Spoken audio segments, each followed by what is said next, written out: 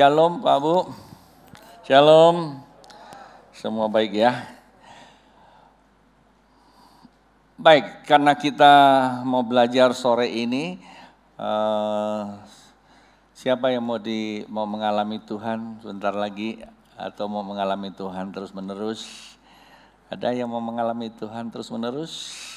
Baik Pak Bu, pengalaman bersama dengan Tuhan itu merupakan tujuan daripada sebuah ibadah.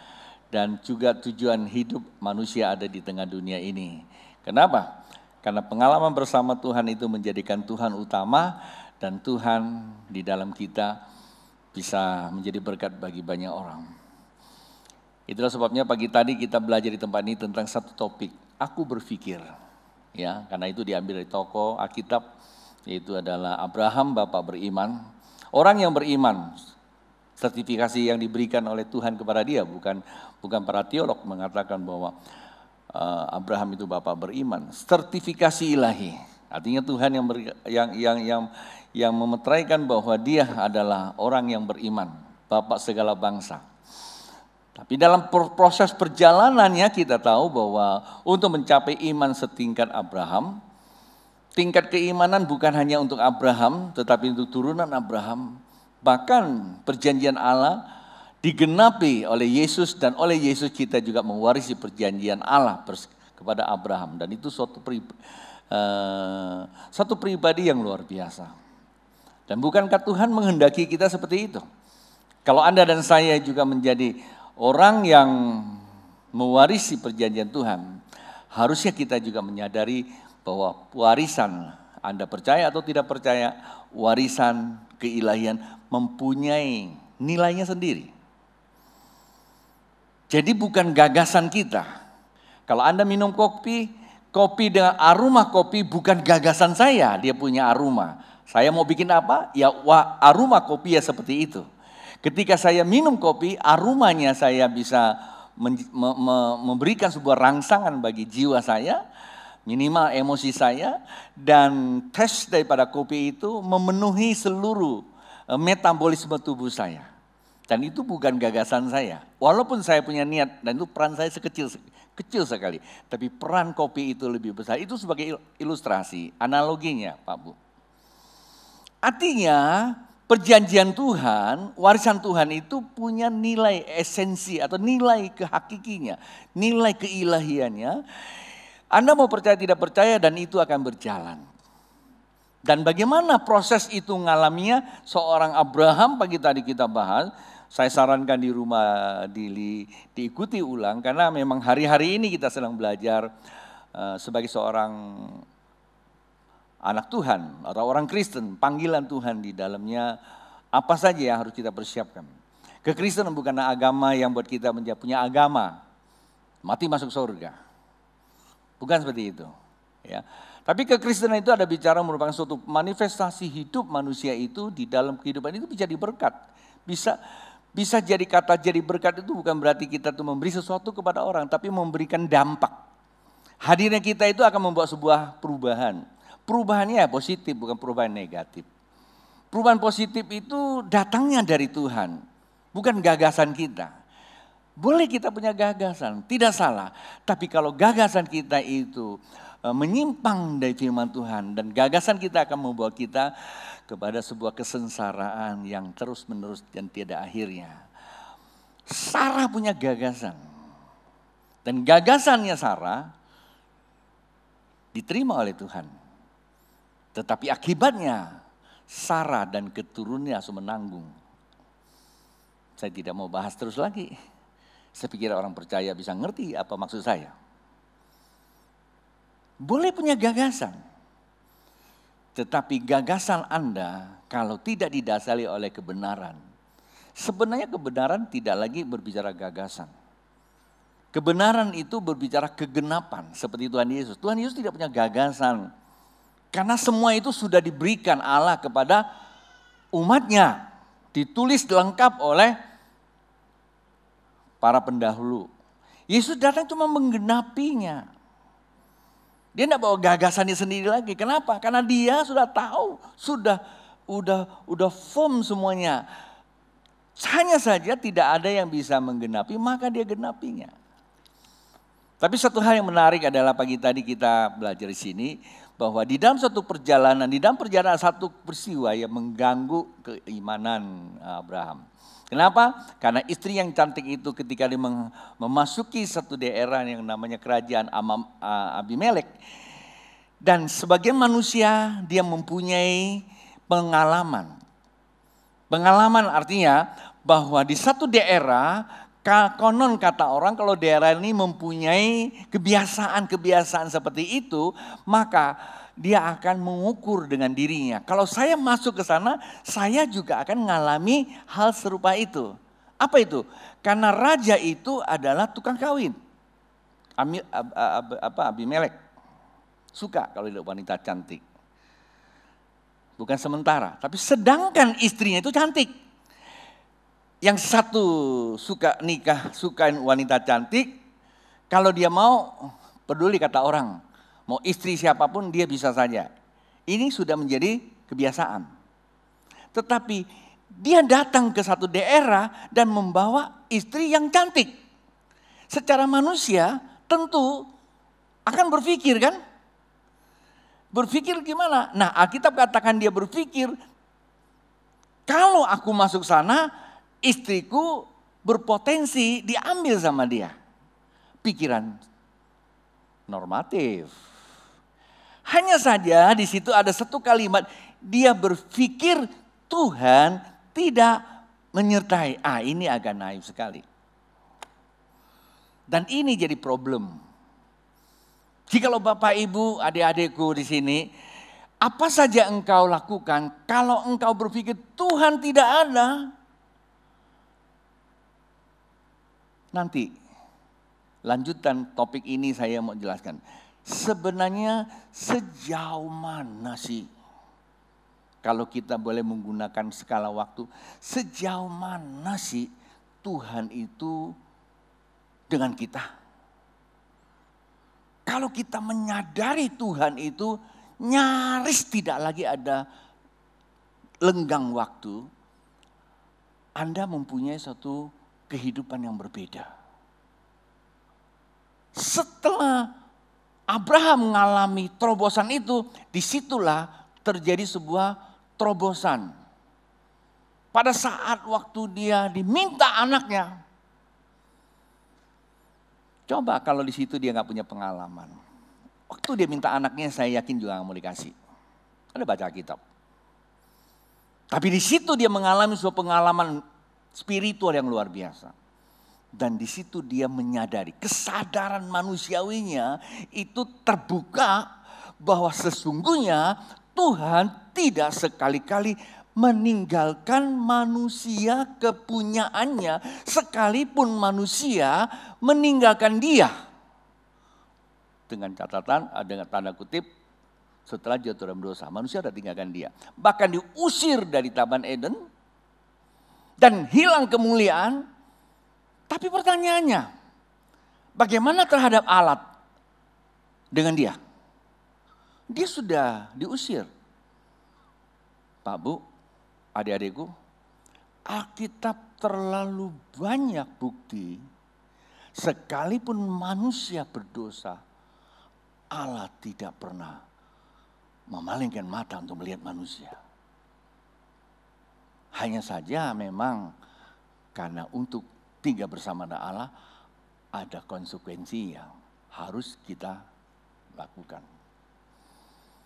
Jadi kata kuncinya adalah pikiran sangat menentukan kehidupan kita. Pikiran negatif menyengsarakan orang. Ketika pikiranmu negatif, pagi tadi kita sudah merangkum dengan 4 hal. Kehilangan kebenaran ilahi, kehilangan gambar diri Allah, kepribadian, kehilangan kepemilikan hidup. Kita memiliki hidup yang kekal, itu hilang. Manusia, tetapi hanya dengan badan manusia. Kita ini kayak robot aja. Kalau Anda duduk di rumah renung-renung, kayak kita ini kayak robot, benar ya. Kita diinstal semua dengan hal-hal yang namanya teknologi. Buktinya Anda ikuti saya ibadah, ikuti sini, ikuti saya khotbah, Anda nggak bawa kitab. Menggunakan teknologi kan? Saya tidak mengatakan salah. Tiba-tiba nanti media itu stagnan sebentar, Anda mau baca apa? Betul nggak? Saya pernah belanja di satu depstore, ngantri gitu, tiba-tiba mendekati shutdown seluruh jaringannya. Anda bayangkan harga yang saya beli, barang saya beli dia nggak tahu. Cek sana, cek sini, pusing saya tinggalin aja. Ngantri udah banyak tuh. Itu sebuah gambaran buat kita. Hari-hari ini manusia seperti itu. Nah, maka itu kita kembali kepada harkat diri kita. Kehilangan pengembangan kehidupan. Jadi kita puter-puter aja jadi manusia. Bangun pagi, kerjakan itu lagi. Kerja keras. Anda tanya sukses itu gimana Pak? Kerja keras. Anda kalau bilang kerja keras kalah sama yang di sana itu, di pinggir sungai itu. Jam 3, jam 4 subuh sudah mulai kerja. Bahkan sebagian kita masih tidur, ngorok lagi. Ya Pak ya? Kerja keras loh, mikul. Saya ingat dari zaman dulu saya pernah ke Pontianak, mereka juga itu kerjanya. Sekarang saya di Pontianak juga itu kerjanya. Saya tidak pernah dengar mereka ada yang salah satu pun yang sukses. Kesuksesan itu memang perlu kerja keras, tetapi yang terpenting cara kamu berpikir. Pikirannya menentukan. Itulah sebabnya kita berkata pagi tadi kita, apa sih kata Tuhan? Kata Tuhan, ketika engkau berbalik kepada aku istilahnya, kalau engkau memanggil aku Tuhan, percayalah aku itu ada. Aku itu enggak tinggalin kamu loh seorang diri. Seperti yatim piatu berulang-ulang loh Tuhan ngomong begitu. Bagaimana sih cara kita berpikir? Masih meragukan dia. Akibat kita meragukan Tuhan, maka ada sebuah namanya terkontaminasi pikiran kita, energi kita rusak. Maka seluruh tatanan kehidupan kita itu akan jadi rusak kita melihatnya. Karena dengan Tuhan saja kita sudah gak percaya. Mau percaya sama siapa? Pak Bu, saat waktu kita percaya pada Tuhan, saat itulah kita akan mengalami energi kepercayaan terhadap alam semesta yang Tuhan sediakan buat kita. Sekecil apapun yang kamu dapatkan di alam semesta ini akan bermanfaat besar karena Tuhan turut bekerja di tengah kehidupan kita untuk mendatangkan kebaikan. Tak apa-apa, Anda tidak amin. Nah, sore ini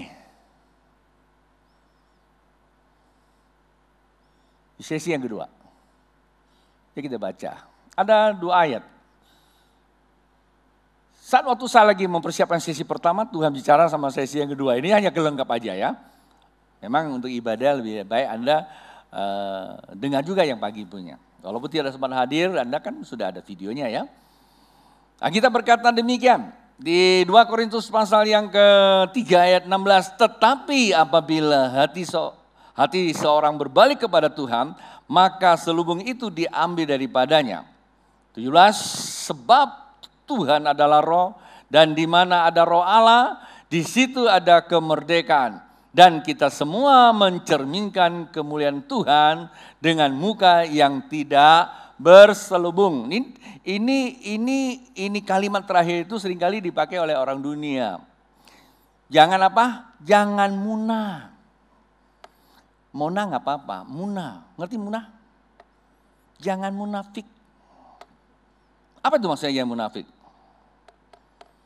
Bukalah topengmu. Dan saya coba selidiki dalam bahasa asli, bahasa Indonesia dan kamus bahasa Indonesia. Kemudian saya compare dengan berbagai pengertian. Kata munafik, kata topeng itu, ya itu kan bicara pribadi, ya personal. Kata personal itu topeng. Dan berdua, ya jadi dua topeng. Maka orang yang memiliki ambisi yang keluar dari kebenaran, bukan tidak boleh ambisi, harus. Orang yang punya ambisi keluar dari kebenaran, maka cenderung mempunyai dua pribadi. Maka disebut ambigu, ganda, dua topeng. Susah kita ketemu yang seperti itu. Anda kalau mau pengen tahu aslinya itu gampang. Itu pun sebenarnya bukan asli. Kata mantan gubernur, kalau kamu melihat asli orang itu, kasih dia tanggung jawab. Kasih dia jabatan, ketahuan. Sebenarnya bukan asli. Kalau bilang asli berarti itu gambar Allah dong.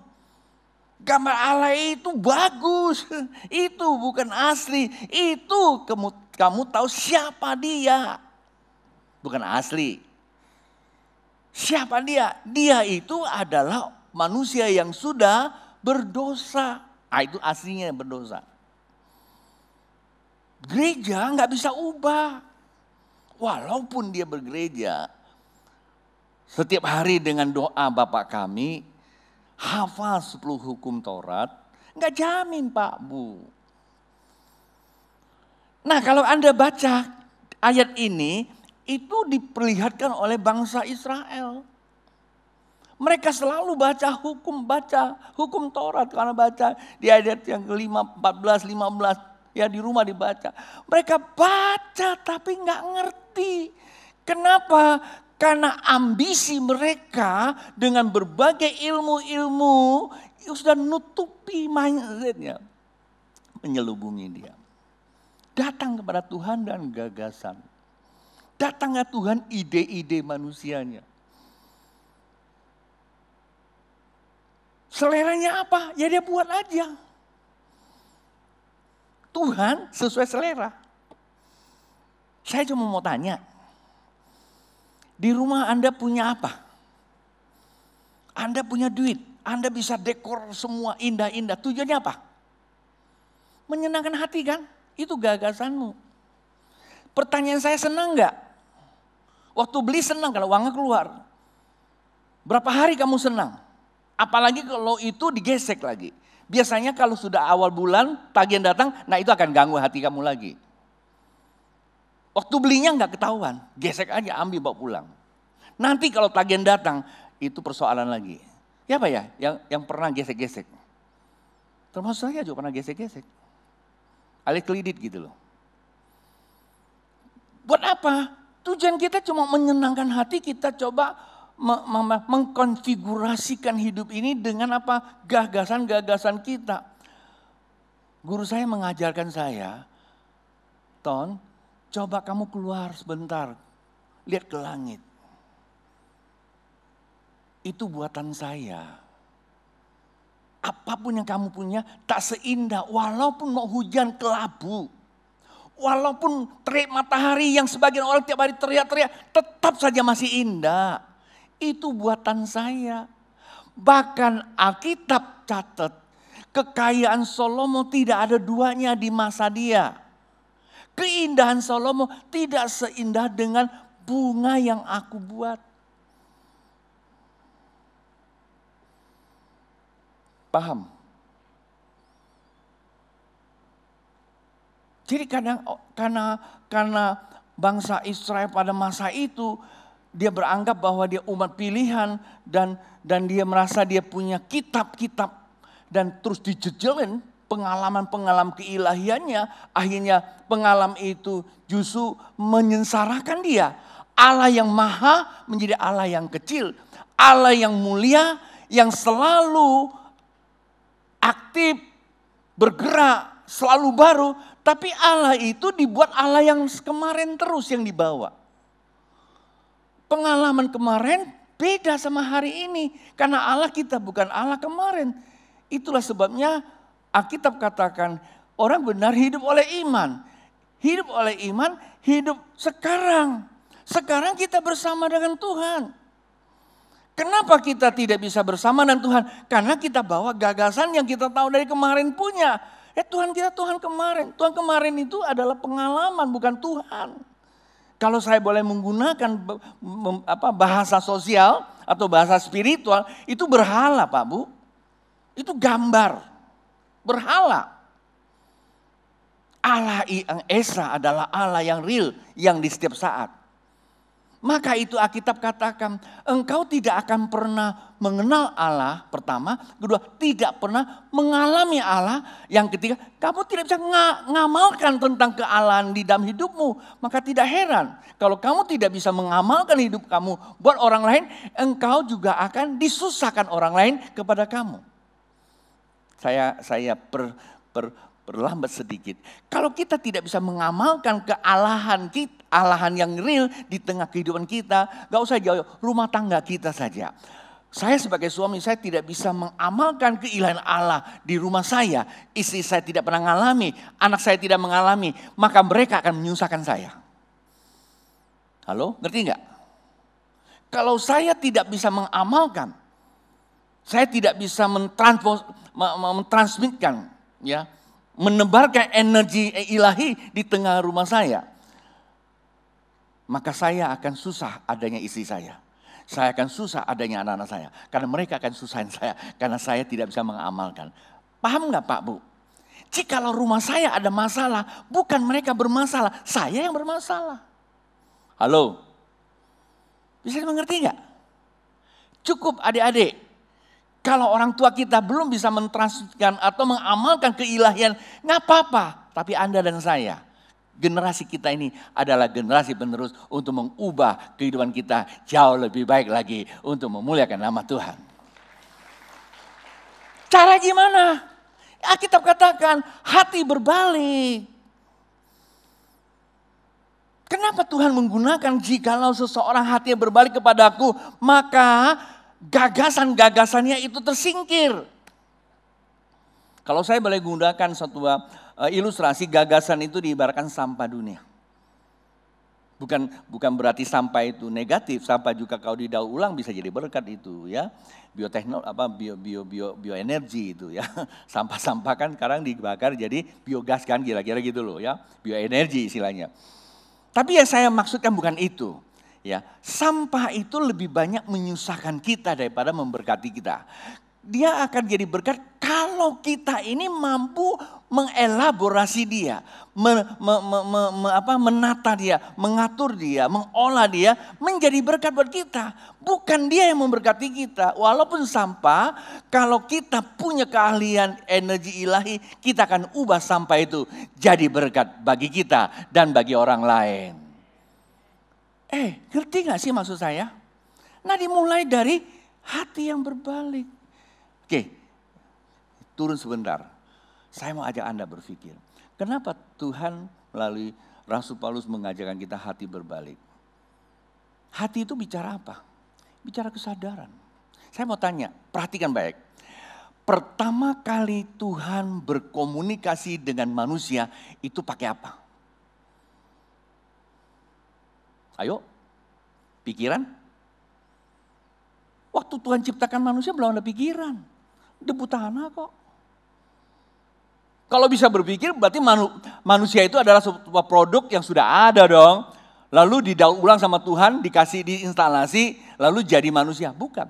100% manusia pada mulanya ada debu dan tanah. Lalu bagaimana Allah membuat manusia sadar? Ruah Elohim, nafas Allah yang memberi dia hidup.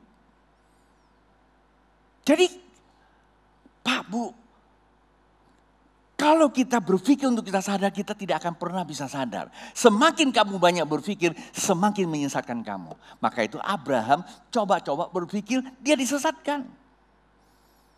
Kesadaran itu bukan menggunakan pikiran. Walaupun kita harus berpikir, tetapi kesadaran itu menggunakan perasaan. Anda lagi tidur, saya hembuskan nafas, Anda bisa rasakan ada nafas. Tapi kalau Anda mau berpikir tentang Tuhan atau mau berbalik kepada Tuhan, tarik nafas yang panjang. Anda merasakan, di mana ada Tuhan? Selama kamu masih bernafas, maka nafas itulah Tuhan ada di situ. Maka Alkitab katakan, Yeha, Weha, Yesus, Wasa,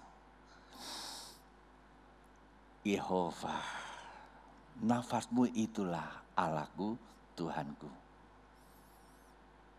Paham? Saat kita masih bisa bernafas, Allah memberikan nafasnya buat kita. Ketika engkau jatuh dalam dosa, Allah tidak pernah cabut nafasnya. Waktu Anda, Tuhan terima kasih,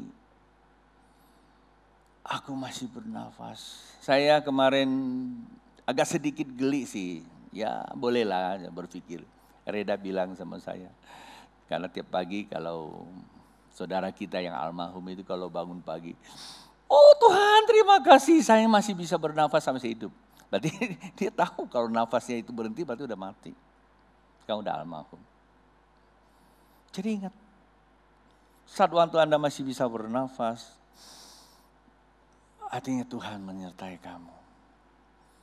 Jika engkau percaya Tuhan menyertai kamu, saat engkau berkata, Tuhan, ya Abah, ya Tuhan. Langsung kecerdasan mulai terjadi. Pikiran mulai terbuka. Kita mulai tahu bagaimana kita mengelaborasi hidup ini seturut dengan nafas ada terjemahannya.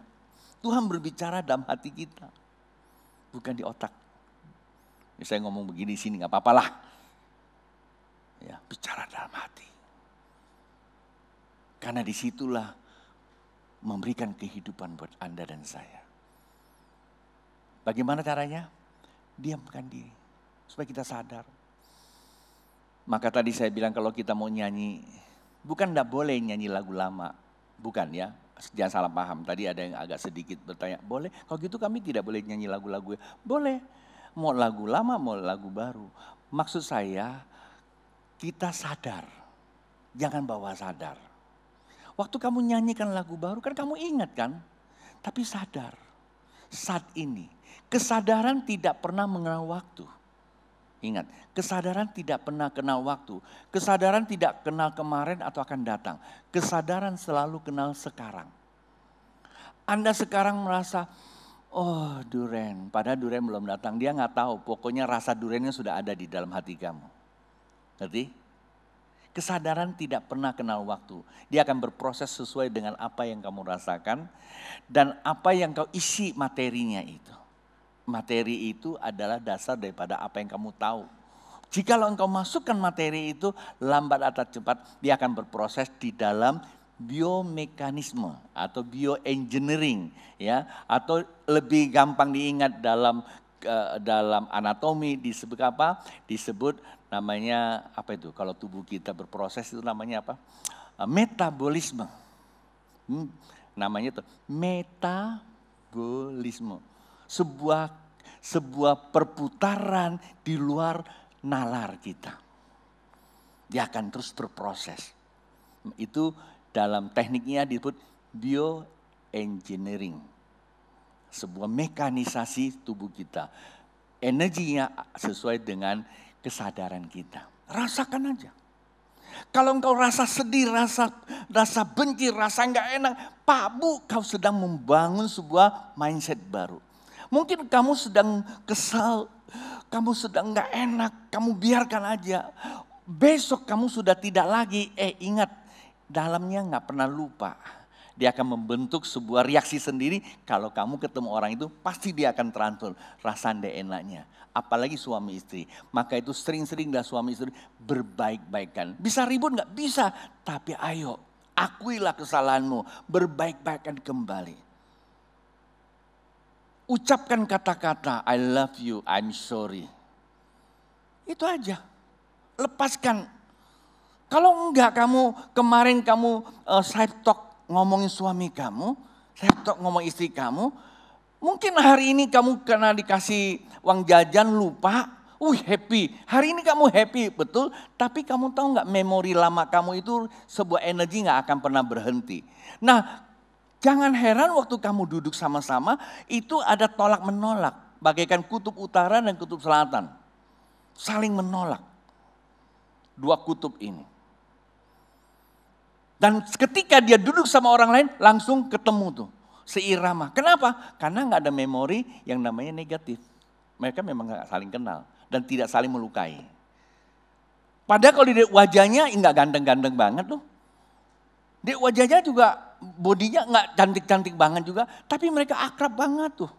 Dia nggak nyadar bahwa dia punya istri lebih cantik, lebih seksi. Punya suami lebih ganteng, lebih kaya. Kenapa? Karena sudah terkontaminasi. Cara berpikirnya sudah tidak bisa. Dia tidak bisa lagi membelakan mana istri dia, mana suaminya. Gelap. Jadi berbalik. Sebab apa? Saat waktu kamu berbalik kepada Tuhan, ya, hati kamu berbalik kepada Tuhan. Ya Abah, kamu tarik nafas. Ya Abah, Tuhan itu roh. Dan di mana ada roh, di situ akan memberikan kemerdekaan. Virus, kuman, bakteri, segala iblis, anasel tidak bisa menguasai kamu. Dan alam mau tidak menguasai kamu. Dan sehingga Allah mulai mencerdaskan kamu. Timbullah ide-ide baru. Dan itu yang dikatakan apa? Ide-ide yang memuliakan Tuhan. Maka dikatakan dari situlah engkau akan dimuliakan. Karena kemuliaan itu memang datangnya dari Tuhan. Jangan pakai gagasan. Walaupun gagasan itu memang toh pada akhirnya diperlukan. Tapi mulai dulu dengan kesadaran. Paham ya? Yuk kita tutup dengan yang terakhir. Ini sebuah pengalaman ya. Yang sebuah pengalaman dari seorang namanya Kleopas. Lukas pasal 20.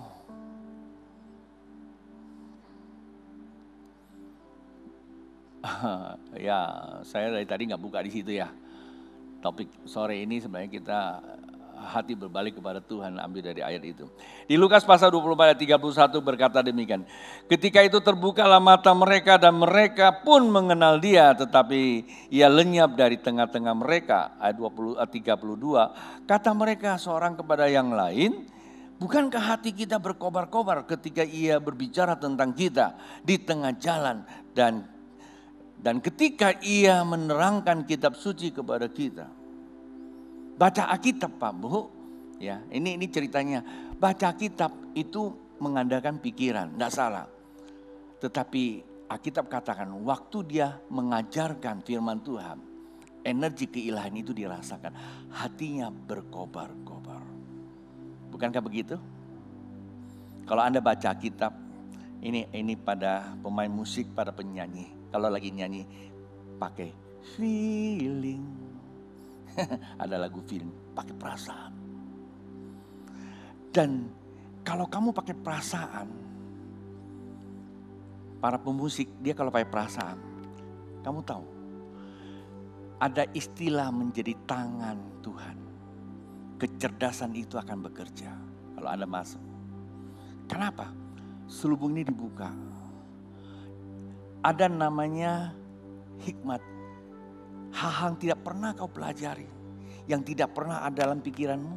Yang tidak pernah ada dalam matamu, hatimu. Itu keluar. Dan setiap dentuman musik itu ada kandungan ilahi. Orang yang dengarnya rasanya. Anda coba lihat beberapa minggu ini. Musik kita, nyanyian kita sudah agak mulai berbeda. Karena tiap minggu dengar. Bagaimana cara kita nyanyi. Bagaimana cara kita main musik. Minimal mereka tahu. Bukan sekedar kepintaran, tetapi hati. Sama dengan nyanyi. Nyanyi dengan hati. Waktu kamu tarik nafas, saya gunakan yang sederhana. Di rumah Anda kalau mau berdoa, tarik nafas saja. Kata Tuhan Yesus. terimalah Roh Kudus. Hanya satu kali di dalam perjanjian baru yang ditulis dalam Yohanes pasal yang ke-20 ayat 23. Dan terimalah Roh Kudus. Dan itu pun pernah dikatakan oleh Bapa, ruahku ada padamu, menjadi manusia yang hidup. Jadi kalau kamu tahu Tuhan di mana? Bukan tempat. Tuhan itu maha hadir katanya. Orang bisa merasakan angin, tapi orang tidak tahu datang dari mana angin. Itulah kerajaan Allah. Dan itulah Roh Kudus. Kamu bisa merasakan nafas, tapi kamu tidak pernah tahu itu dari mana nafas. Tuhan sedang menggunakan nafasmu. Mungkin Anda bilang, oh ini kan oksigen. Ya, jikalau oksigen tidak ada yang namanya keilahian, maka engkau tidak punya nyawa. Karena oksigen yang kita hirup masuk ke mana? Oksigen kita hidup masuk ke mana? Otak, ke seluruh jaringan darah. Coba darah kamu gak ada oksigen. Sebentar aja. Kalau saya matiin oksigennya, Anda langsung inna ilahi. Dan oksigen itu ada di mana? Ada di dalam darah. Mengapa? Ini medis loh. Jadi mungkin ada dokter. Di dalam darah. Molekul darah ada oksigen. Dan kitab Imamat 17 ayat 14, darahmu adalah kehidupan. Itu namanya apa? Nyawa. Kamu ada di dalam darah. Kenapa bilang nyawa? Karena sudah berproses menjadi materi kehidupan. Sebelumnya apa? Dia energi keilahian namanya jiwa. Ruah itu nafas, itu jiwa. Begitu masuk dalam tubuh kita mengalir, maka berubah cara kerjanya, itu disebut nyawa. Apa bedanya jiwa dan nyawa? Sama, yang satu bicara hidup, yang satu bicara kehidupan. Pak Bu, kalau Anda masih bisa bernafas, disitulah Tuhanmu ada. Maka kata, tenangkan diri antara Tuhan, terima kasih, damai-Mu ku terima. Tuhan, terima kasih, hidup dari-Mu Kau berikan. Siapakah aku ini? Kau beri nafas-Mu. Jikalau seorang wanita